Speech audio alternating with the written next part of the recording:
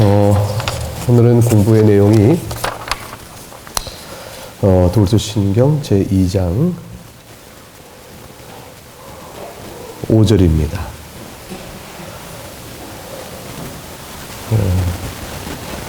제 기억에는 5절인데 여러분 기억은 어떻습니까?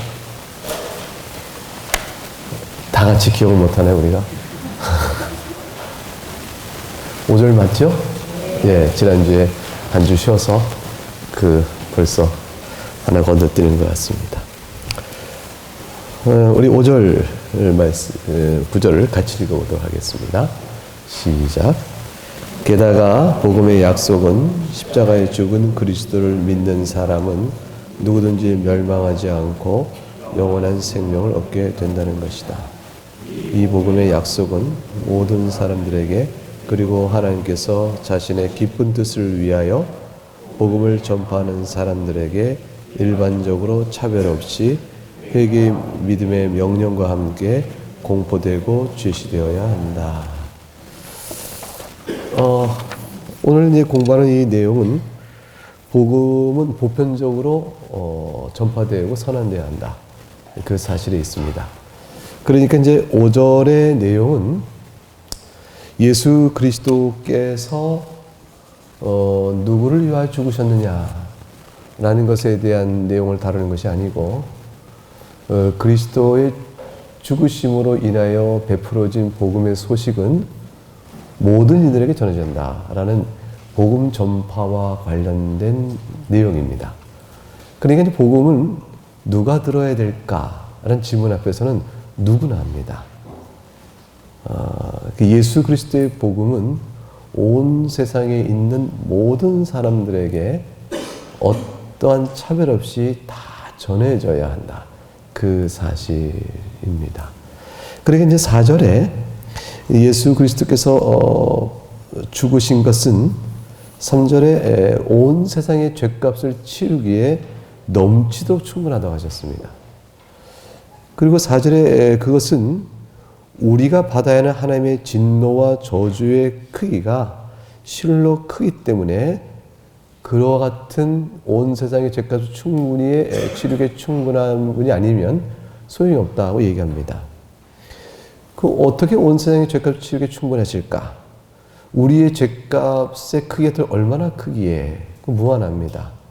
우리의 죄값은 하나님의 진노와 저주이기 때문에 하나님의 진노와 저주는 하나님을 욕되게 한 것이므로 그것은 크신 하나님의 빛으로 볼 때 우리가 받을 진노와 저주의 크기가 얼마나 큰가는 쉽게 가늠할 수 있습니다. 그러니까 우리가 생각하듯 예사롭게 대충 다룰 수 있는 죄가 아닙니다. 우리 생각에 가벼운 죄와 무거운 죄를 구별할 수 있겠죠. 살인죄와 거짓말한 죄가 어떻게 같은 무게를 갖겠느냐. 그런 죄의 무게의 차이가 있습니다. 그러나 어떤 죄라도 가벼운 죄라도 하나님께 대하여 지은 죄는 영원한 심판을 못 벗어납니다. 그러니까 우리가 이제 하나님께 지은 죄라는 대상을 의식하지 않으면 그 자체의 죄를 중립적으로 봐서 이건 무거운 죄고 이건 가벼운 죄다. 이 무거운 죄는 더 큰 형벌이 있고 가벼운 죄는 작은 형벌. 그러니까 무거운 죄는 영원하다면 작은 죄는 덜 영원하지 않은 것. 이런 식으로 우리가 나름대로 형량을 재보려고 할 것입니다. 그런데 그 죄가 얼마나 크냐 작으냐, 죄의 성질이 얼마나 무겁냐 이런 자체에 대한 중립적 판단이 불가능한 것은 이것을 죄라고 명하신 분이 누구시며 각각의 죄는 누구를 향하여 범한 죄냐 라는 관점을 생각할 때 간단치 않은 걸 알 수가 있습니다. 그러니까 어떤 죄도 공통적으로 어떤 성질을 갖냐면 하나님을 거슬리고 반역하고 하나님을 부인하는 죄의 성질을 갖습니다. 그러니까 사람 볼 때는 작은 죄인 것 같으나 하나님을 부정하고 부인하니 그것은 작은 죄가 아닌 것이죠. 그러니까 살인죄가 하나님 금하신 명령을 행했으니 죄고, 그러나 거짓을 말하지 마라 라는 것도 역시 계명 안에 있는데 그게 같은 무게로 올 수 있는 까닭은 다 뭐냐면 명하신 이가 하나님이시고 그런 것이죠. 그러니까 하나님께서 작은 일을 통해서 그 사람이 하나님께 어떠한 관계에 있는가에 대한 성격을 판단하십니다. 그렇게 이제 우리가 이제 흔히 시험을 하죠. 직장에서도 이분이 회사에 중직을 어떤 일을 중직을 맡길 만한가. 그러기 전에 작은 일을 시험합니다. 그 일에 충성된가 보는 것이죠. 큰 일을 맡기면야 이 중요한 일을 맡기서 열심히 하자라고 다 노력하는지 모르지만 작은 일을 보는 거죠. 그거 충성된가 보는 겁니다. 그래서 그 차이를 뭘 보냐면 그 일하는 사람이 일 자체에 경중을 가려 성실하게 하고 불성실하게 자기 나름대로의 임의적 판단에 따라 행하느냐, 아니면 자기가 볼 땐 작은 일을 할지라도 명한 이가 그가 바로 나임으로 나에 대한 충성의 마음으로 작은 일도 귀하게 하느냐, 이제 그걸 보는 거죠. 어떻게 이제 보는 관점 바로 그겁니다. 그래서 이 일도 그렇게 성실껏 한 것은 차이가 없이 성심껏 한 것은 그가 바로 나를 사랑하기 때문이구나, 나에 대한 신실함 때문이구나 하고 그 관계 형성이 되어지니 작은 일에 충성한 자에게 더 큰 것을 맡기는 이런 일들이 있게 되는 것이죠.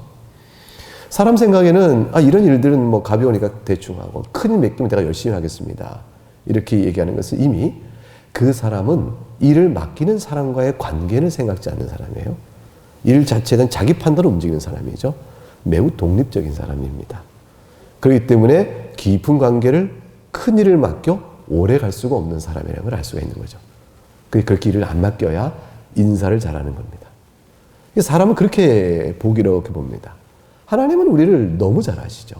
너무 잘 아시죠. 그러니까 우리의 계산과 이해에 따라서 하나님을 필요로 할 때는 하나님을 열심히 섬기고, 그렇지 않을 때는 하나님을 대충 섬긴다, 이런 생각을 하거나 자신의 정욕과 하나님의 뜻 가운데서는 정욕을 따라간다, 이런 거라. 또 하나님의 뜻이 자기 비위에 맞는다, 그럴 때는 열심히 하고 아닐 때는 아닙니다. 이런 걸 하나님 다 보시고 여러 일을 통해서 보시죠. 사람 생각엔 그렇기 때문에 그런 관점에서 보게 되면 어떤 일은 큰 죄고 어떤 작은 죄고 그렇게 판단이 들어요. 이건 큰 일이니까 이걸 하면 범은 큰 죄야. 근데 이건 작은 일이니까 이 정도는 뭐 괜찮은 거야. 이게 다 우리의 생각인 거죠. 하나님은 다 똑같이 보시는 게 있습니다. 나와의 관계 안에서 네가 어떠냐, 그걸 보시는 거죠. 그러니까 일부러 집을 비우면서 이것은 손대지 마라, 또는 이것은 여기다 놓고 이거 놓지 마라, 가벼운 건데 책 한 권을 놓고 그렇게 얘기하면 다음에 와봤더니 옮겨져 있어요. 왜 그러니까 여기 있는 건 여기 있는 게 더 좋아서 내가 옮겼다. 그러면 이제 화가 나는 것은 옮긴 자체 문제가 아니라 내가 여기다 두라고 했는데 왜 옮겼어, 이거죠. 그러니까 선악과의 열매를 따먹는 것도 사실 그거예요. 하나님이 따먹지 말라 했다. 이까지 과일인데 뭔데 따먹지 말라 할까? 그 따먹은 오히려 자기와 같아질까 봐 그런 것인가? 하나님과 같이 될까 봐? 이런 식의 이제 거슬리는 마음이 나오는 거죠. 시험이 든 겁니다. 죄에 빠진 거죠. 이까지 것 이렇게 되버려요. 이게 행동에 대한 결정을 자기가 하는 겁니다. 큰 일건 작은 일건 해야 할 것, 하지 말아야 할 것에 대한 궁극적인 선택과 결정을 하나님과의 관계를 의식하지 않고 임의로 했다는 것은 하나님에 대한 저항이요 반역이요, 따라서 이것은 죄의 성격을 갖는 거죠.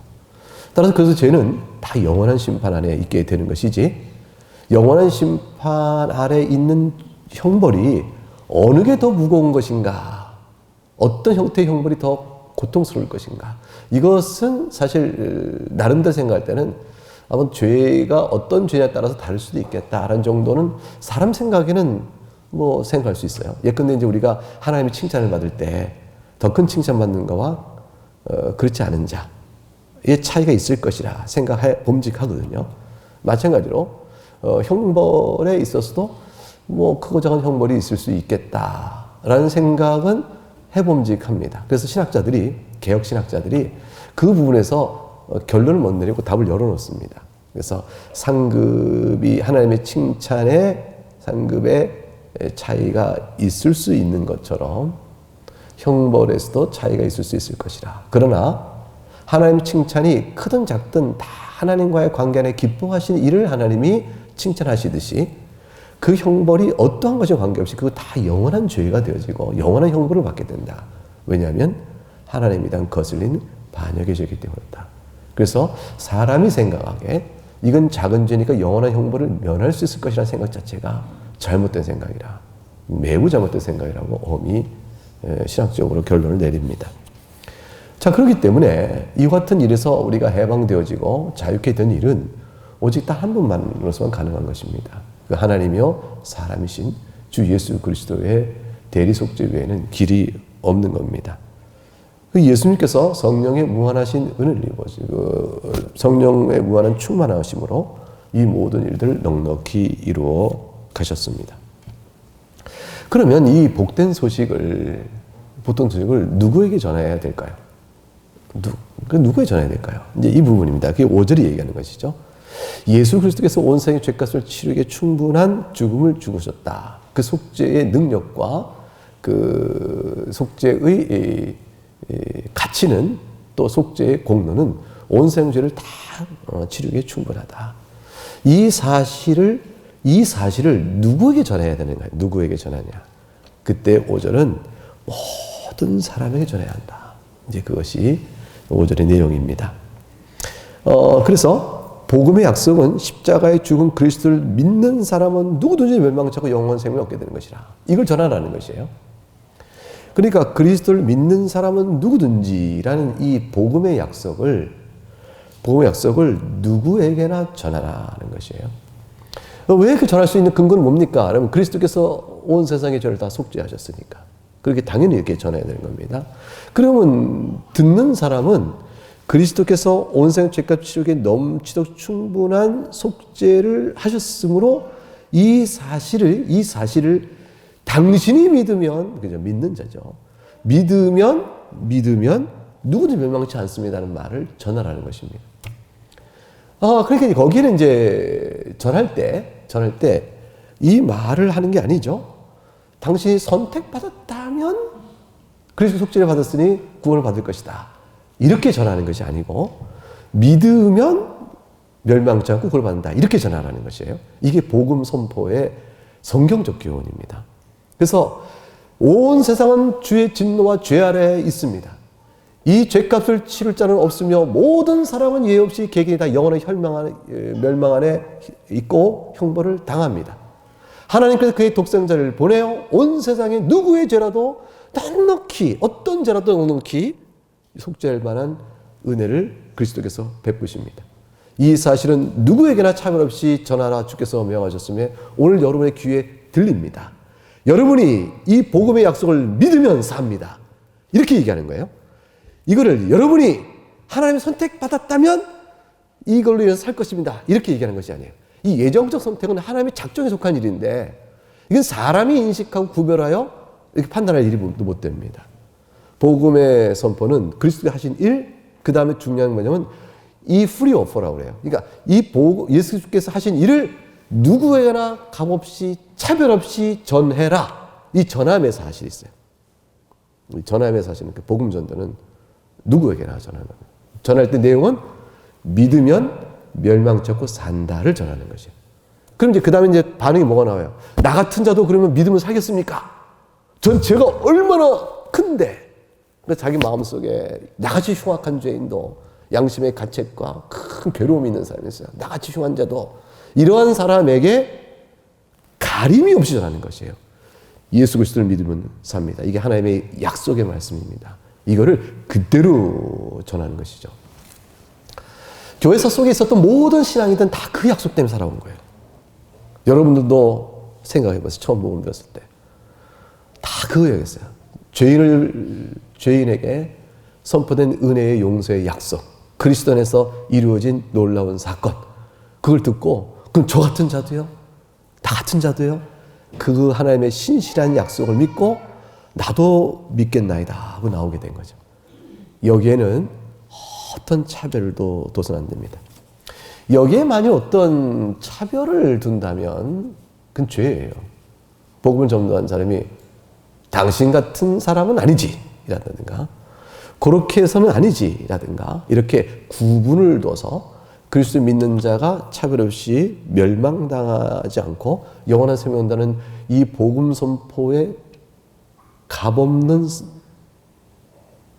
선언이죠. 이거를 제한을 하는 것은 성경에 어긋납니다. 이건 잘못입니다. 그러면서 그 신앙은, 그래서 도루수신경은 얻게 된다는 것이 복음의 약속이다. 이 복음의 약속은 분명하죠. 다른 게 아니에요. 그리스도를 믿은 사람은 멸망하지 영원한 생명을 얻는다. 이게 복음의 약속입니다. 이 약속은 모든 사람들에게, 그리고 하나님께서 자신의 기쁜 뜻을 위해 복음을 전파하는 사람들에게 그랬어요.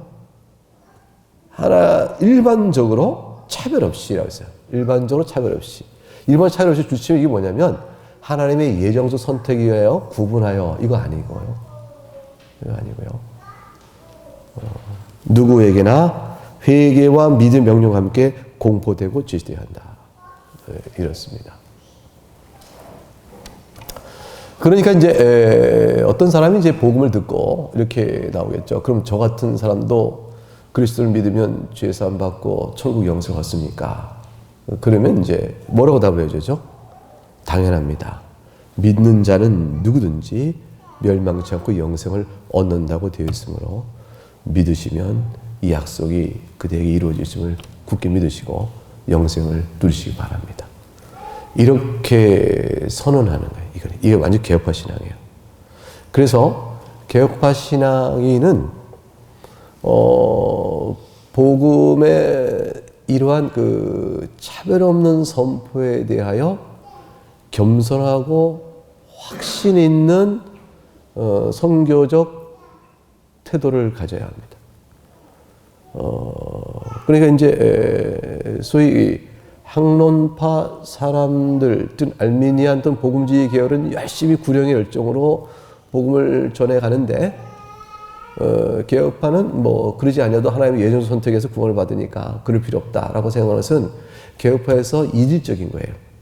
한 번도 개혁파의 전통시장 그런 적 없어요. 이건 뭐냐면 사람의 복음 전파의 수고와 그 노력을 방편으로 삼아 복음을 전하시는 하나님의 은혜 손길을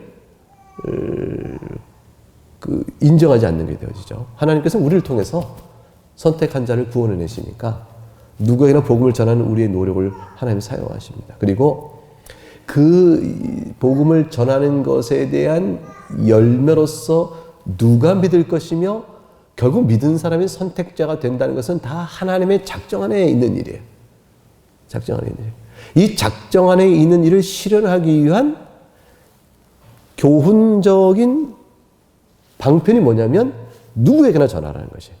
그래서 우리는 누구에게나 복음을 전하라는 이 명령 앞에 있는 사람들이지 하나님의 작정에 따라 들어와 선택받은 자들에게 복음을 전할 것이고 굳이 내가 전하지 않아도 선택받은 사람은 구원을 받게 된다는 식의 생각은 이거는 자신이 하나님이 되어버린 사람이에요. 자신이 하나님의 자리에 들어온 사람이죠. 그래서 그 소위 말하는 하이퍼 칼빈이즘이라 하는 분들은 이제 우리말로 번역이 좀 어려워서 뭐 초칼빈주의라고 이렇게 번역하는데 이게 뭐냐면 하나님의 작정을 너무 강조해서 그 작정을 실현해 나가시는 제2 원인으로서 우리들의 노력과 수고를 이끌어내시고 그러기 위해서 교훈을 주시고 명령 주시고 순종토록 하게 하시는 하나님의 일하신 부분을 무색해하거나 무시하거나 간과하거나 소홀히 여기는 사람들. 그래서 이제 뭐 어쨌건 우리는 가만히 있어도 뭐 선택받은 사람 구원받을 것이다. 이런 식의 생각하는 사람들. 이건 이제 잘못된 견해이죠. 하나님께서 이제 그리스도께서는 세상에 온 죄를 다 속죄할 만한 공로를 세우셨습니다. 객관적으로 이루신 거죠. 이제 이것이 전해져서 하나님이 선택한 자에게 이게 적용이 되어야 할 것입니다. 하나님 선택한 자에게 이 소식이 들어가 적용이 되어야 될 것입니다. 그래서 이 적용이 되어져야 할 때에 어떻게 선택받은 자들에게 이것이 적용이 될 수 있도록 전해질까요? 전해야 이들이 듣고 하나님의 선택받은 자들에게 성령께서 역사하여 성령이 중생케 하시고 복음의 전도가 깨달아져 고백해 나오도록 하는 일을 해나가실 텐데, 이 선택받은 자가 이루어지는 이 적용의 일, 선택받은 자들에게 중생케 하시고 새 생명을 탁 심어 놓으시고 복음을 들어 깨달아 그 부르심에 합당한 열매를 맺도록 이끌어 가시는 이런 거듭난 사람의 복된 삶의 변화들, 즉 회개와 믿음의 역사가 이끌어 나오는 이 일들을 이루어야 할 텐데, 이 일이 지금 어떻게 이루어질까요? 어떻게 이루어질까요?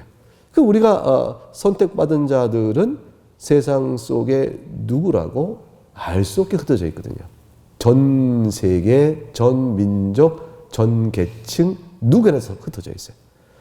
그래서 그런 자들에게 이 은혜의 그리스도의 속죄의 사역이 적용되도록 하기 위해서 하나님이 주신 명령이 뭐냐면 온 세상 땅 끝까지 누구에게나 복음을 차별 없이 전하라요. 이거는 이제 전도 선교적 명령이에요. 이 선교적 명령은 완전한 보편성을 지닙니다.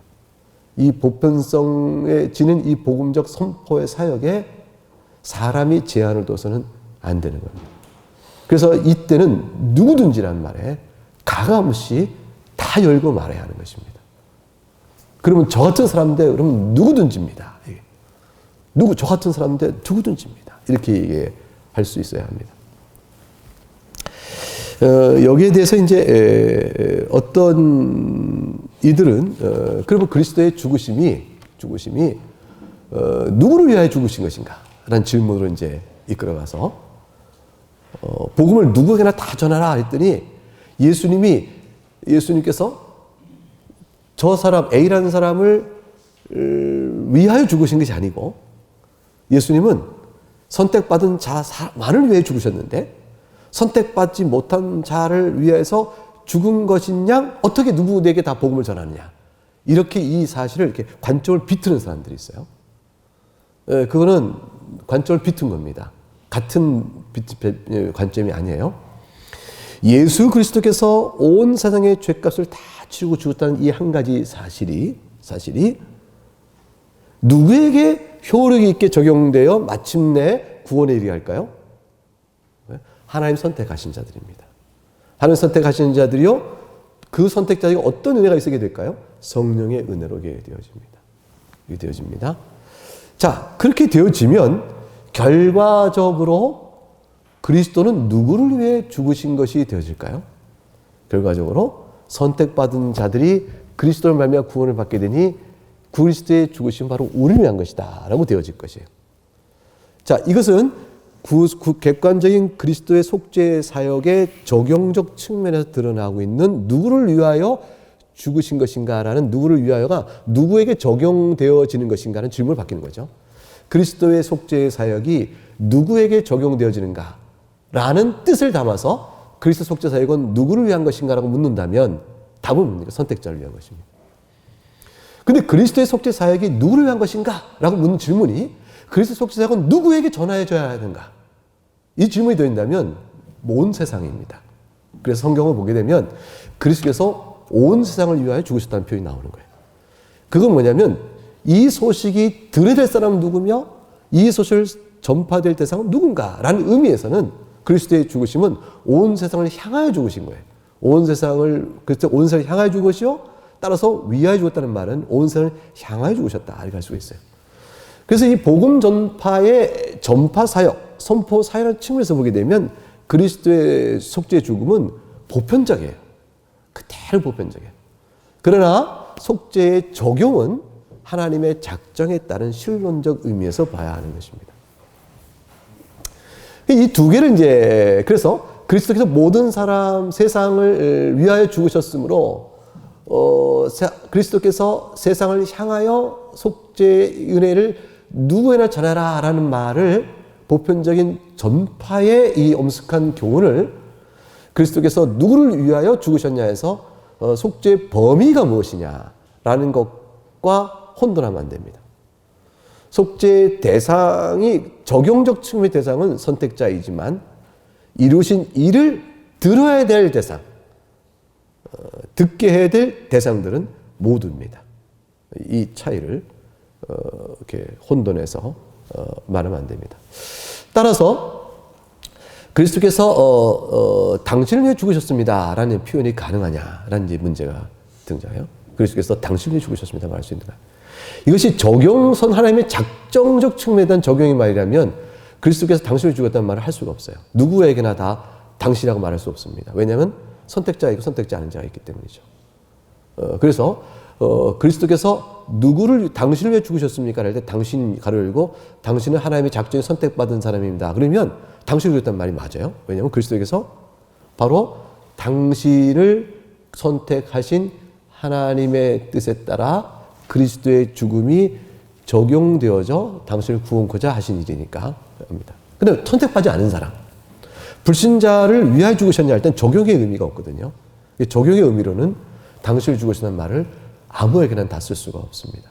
그리스도께서 당신을 위하여 죽으셨다는 말이 적용의 뜻이 되어지면 모든 사람이 구원이 되어야 한다는 이상한 얘기가 되어집니다. 그럼 모든 사람이 구원을 받지 못하거든요. 이거는 학론파도 인정하는 게 아니에요.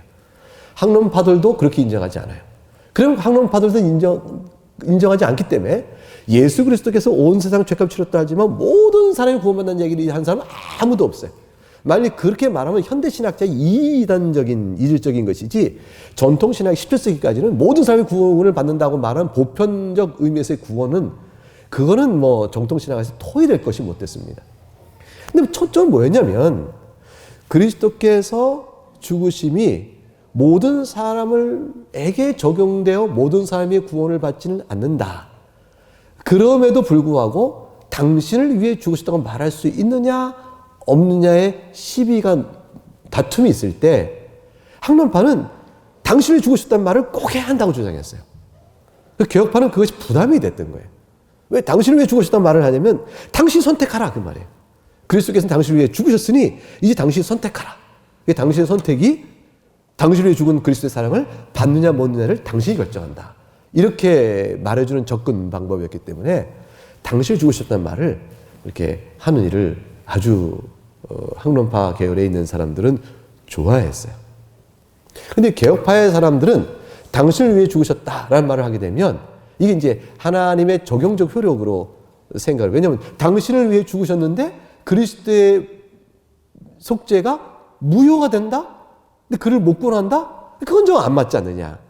그러니까 이제 그리스도께서 당신이 죽으셨다 그러면 죽은 당신은 그리스도의 속죄로 인해서 반드시 구원을 받아야 하는 이 상관관계에 대한 그 신학적 그 연결성 때문에 당신이 죽으셨다는 말을 좀 말하기가 그랬어요.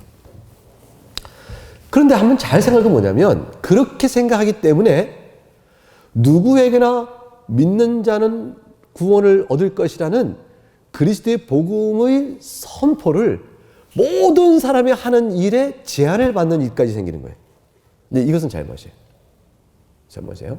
그래서 이 당신을 위해 죽으셨단 말의 그 당신이라는 말을 어떻게 뜻으로 풀어줘야 하냐면 복음의 전파 대상에 차별이 없음에 당신도 복음을 듣고 믿음으로 구원받을 수 있도록 초대를 받고 있다라는 사실의 선포에는 동일하게 적용돼야 되는 거예요. 그래서 하나님께서 이제 제안을 하는 거예요. 예수 그리스도의 십자가의 죽으심으로 모든 사람들에게 그리스도를 믿으면 누구든지 멸망치 않고 산다라는 이 보편적인 제안이요, 선언이요, 초대를 함에 있어서 당신도 이해가 없어 이렇게 말하는 거예요. 초대요, 제안의 대상의 제어가 아니에요. 그래서 그리스도께서 당신을 위하여 죽으셨다는 말이 그 위하여 죽으셨다는 말이 속죄 적용이 아니라 그리스도 하신 일에 대한 제안이요, 제시요, 복음의 초대라는 측면에서 본다면 당신도 예외가 없었는 말이 되어져요. 이게 오늘 5자에서 하는 거예요. 당신도 예외가 없습니다. 이 말이에요. 누구든지이기 때문에 당신도 예외가 없습니다. 그래서 그리스도께서 저를 위해 죽으셨나요? 라고 물어볼 때 그 말의 뜻이 뭐냐면 물론 그리스도께서 당신도 믿는 자에게는 구원을 얻는다라는 말의 예외 대상이 아닙니다. 이 복음을 듣고 복음의 초대에 나오도록 요구받고 있는 대상에 있어서 당신도 예외가 아닙니다. 당신도 초대의 대상입니다. 이거를 얘기해야 되는 거예요. 그게 free offer예요. 값없이 초대하는 거예요. 값없이 초대. 예외가 아닙니다. 라고 말해줄 수 있어야 됩니다. 그런 뜻에 있어서 예수 그리스도는 당신을 왜 죽으셨습니까? 다 죽으셨습니다. 말을 할 때에 그 의미가 그런 의미라면, 초대요 제한의 의미라면 가능한 것입니다. 그래서 전도 현장 안에서 실제로 복음을 전도할 때 그때 이제 우리는 얘기하게 되는 거죠. 복음을 전해요. 복음을 전하고 그 사람이 고개를 들어요. 그리고 묻습니다. 그럼 저도 예수 그리스도를 믿으면 구원을 받는다고 말씀하는 겁니까? 그럴 때 그때 뭐냐면 바로 초대의 문제거든요. 제한의 문제거든요. 물론입니다. 당신도 그리스도의 죽으심의 속죄 은혜를 받으라고 이 값없는 복음의 은혜에 초대를 받고 있는 겁니다. 제한이 당신에게 주어졌습니다. 그리스도께서는 당신을 제외하지 않으십니다. 라고 말할 수 있는 거죠. 이 그리스도의 죽음의 복음의 약속의 대상인 거예요. 그래서 이 문장, 그 한 문장에는 복합적인 개념이요. 어떤 개념이냐에 따라 달라지는 것이죠. 5절은 이 복음의 약속은 누구에게도 제외시킬 수 없다. 그래서 전체적으로 제외할 수 없고요. 개별적으로 제외가 안 돼요. 그러니까 모든 사람들에게 그리고 개별적으로 제외가 안 됩니다. 더군다나 하나님께 기하신 기쁜 뜻을 위해 복음을 전파하는 사람들, 하나님 자신의 기쁜 뜻을 위하여 듣게끔 하는 사람들에게는 더구나 말할 것도 없죠. 일반적으로 차별 없이 누구도 전체적으로는 전하는 게 아니라 개별적으로 전하는 것이 개별적으로 집단 모아놓고 전하는 게 아니라 개별적으로 전하는 것입니다. 그때는 회의가 믿음의 명령과 함께 공포되고 제시돼야 한다. 이 제시돼야 한다는 말이 초대입니다. 공포되고 제시돼야 한다. 초대입니다. 복음의 초대는 값없습니다. 자, 그리스도의 하신 속죄의 은혜도 값없고 복음의 초대도 값없이 누구에게나 주어져야 하는 것입니다. 이게 5절인데요. 질문 있으신가요? 질문이 있으시면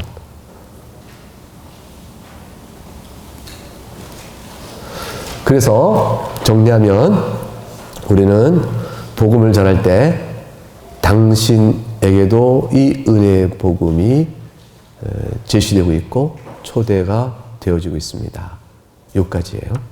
여기까지. 당신을 위해서도 그리스도의 피 흘려 죽으셨으므로 당신의 죄값은 씻었습니다. 그렇게 하는 건 아니에요. 거기까지 가는 건 아니고, 거기까지는 아니고 세상 죄를 다 짊어지신 그리스도께서 이제 믿는 자는 누구도 멸망치 않고 영생을 얻으라 하신 이 약속이 당신에게도 예외 없이 제시되고 초대되고 있습니다. 여기까지예요. 그럼 그리스도의 피로 죄값이 씻어져 용서받는 은혜는 어떤 자에게 주어지죠? 믿는 자에게 주어지는 거예요. 믿는 자는 어떤 자죠? 성령의 은혜가 있는 자죠. 성령의 은혜가 누구에게 주어지죠? 선택되어진 하나님의 작정의 뜻에 따라 주어지죠. 그거는 이제 그 다음에 단계로 넘어가는 것이에요. 이 영역은 복음의 초대요, 선포요, 제한의 자리의 영역은 아닙니다. 자, 그래서 우리는 복음을 전해야 합니다. 그러니까 복음을 전한 이후의 반응이 복음에 기뻐하는 자가 있을 것이고 복음에 불평하는 자가 있겠죠. 그리고 불만하는 자가 있겠죠. 그거는 너무 당연한 거예요. 그러니까 그래서 이제 화가 나죠. 저런 자들에게 복음을 내가 전해야 되나? 내가 뭘 좋은 일 볼 거라고 내가 이 복음을 전해 욕을 먹나? 이런 생각이 들 거예요. 그럴 때 주님이 뭐냐면 그리스도의 이름으로 핍박을 받으라, 고난을 받으라는 거예요. 걱정하지 말고 전하라는 거예요. 전하고 반응은 아니면 아닌 거죠. 아니면 아닌 거죠. 아니면 아닌 거예요. 그래서 그 누구 잘 전하지 못해서 그런 게 아니고 아직은 아니구나 생각하면 돼요. 이제 그 유명한 전도법 하나 있어요. 고구마 전도법이라고. 그거 알아요? 고구마 전도법이라고. 그게 참 재밌어요. 고구마를 이제 삶으면 먹을 만하게 익었나 할 때 어떻게 알아요? 젓가락으로 쿡 찔러버려요. 쿡 들어가면 이게 다 삶았거나 꺼내서 이제 먹으면 되고 안 들어가면 아직 덜 삶아진 거잖아요. 그러니까 고구마 전도법은 뭐냐면 젓가락으로 쿡 찔러버리는 거죠. 그거 좀 전달하는 거죠. 그래서 복음을 전하는 거예요. 이게요, 사실은 예수 믿어야 합니다. 예수 믿으면 삽니다.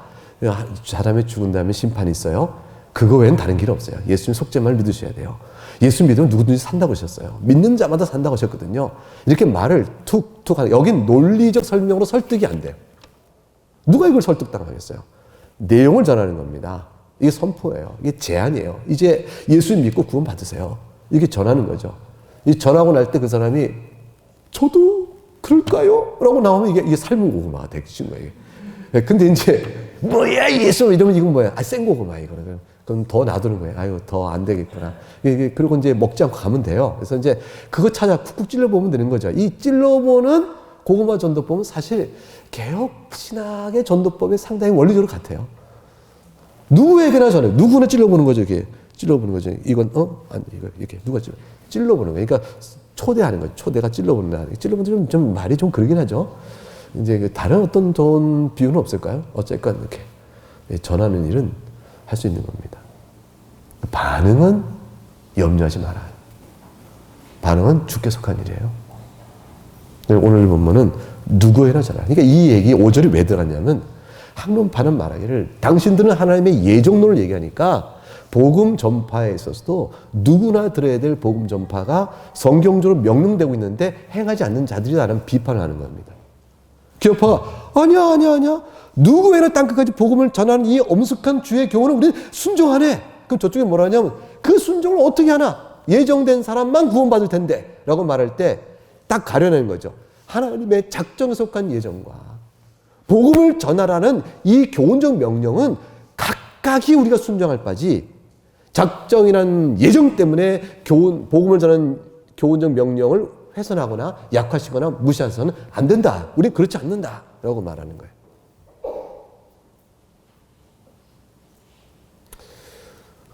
그럼 이제 그 다음에 나오는 문제가 어차피 선택받은 사람만 구원을 받을 거 예정받을 텐데 복음을 누구에게나 초대한다는 것이 진실한 초대냐? 이거죠. 진실한 초대냐? 초대를 해요. 야, 우리 반 친구들 다 내 생일에 와? 아니.